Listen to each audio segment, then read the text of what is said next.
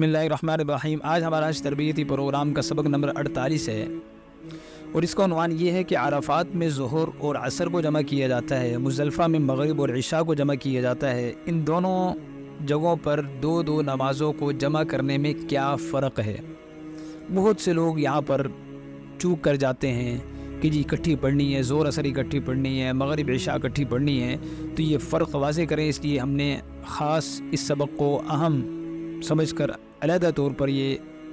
Record کیا گیا ہے۔ تو 6 فرق ہیں مغرب عشاء اور عرفات میں ظہر اور عصر کو جمع کرنے کی 6 فرق ہیں ان دونوں کے درمیان۔ فرق نمبر 1، عرفات میں ظہر اور عصر کو جمع کرنا سنت ہے، جبکہ مزدلفہ میں مغرب اور عشاء کو جمع کرنا واجب ہے۔ پہلا شرعی حکم میں فرق یہ آ جاتا ہے کہ ظہر عصر جمع کرنا سنت ہے، مغرب اور عشاء جمع کرنا واجب ہے۔ نمبر 2، عرفات میں جمع تقدیم ہے، یعنی پہلی نماز کے ساتھ دوسری نماز ملائی جا رہی ہے، یعنی ظہر کے وقت میں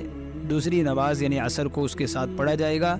اور مزدلفہ میں جمع تاخیر ہے، یعنی بعد والی نماز کے ساتھ گزشتہ نماز کو ملایا جائے گا، یعنی عشاء کی نماز کے وقت میں جا کر مغرب پڑھی جائے گی، پھر عشاء پڑھی جائے گی۔ تیسرا فرق،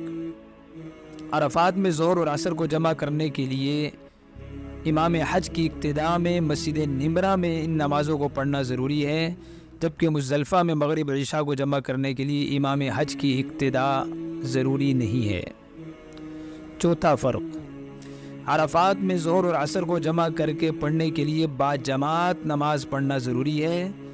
اور جبکہ مزدلفہ میں مغرب اور عشاء کو جمع کرنے کے لیے جماعت کے ساتھ ان نمازوں کو پڑھنا ضروری نہیں، بلکہ کسی کو جماعت نہیں ملی اور اکیلے اسے پڑھنا پڑ گئی تب بھی اسے مغرب عشاء کے وقت میں ہی پہلے مغرب پڑھنا ہوگی اور پھر عشاء کی نماز پڑھنا ہوگی،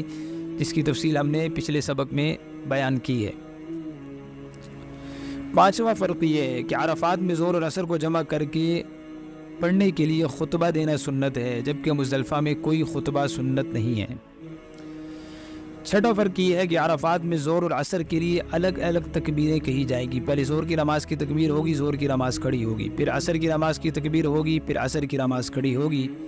جبکہ مزدلفہ میں مغرب اور عشاء کے لیے ایک ہی تکبیر کہی جائے گی، ایک ہی تکبیر کے بعد مغرب پڑھی جائے گی، اور سلام پھیرتے ہی تکبیرات تشریق کہنے کے فوراً بعد عشاء کی نماز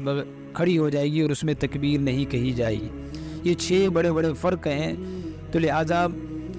خلاصہ یہ ہوا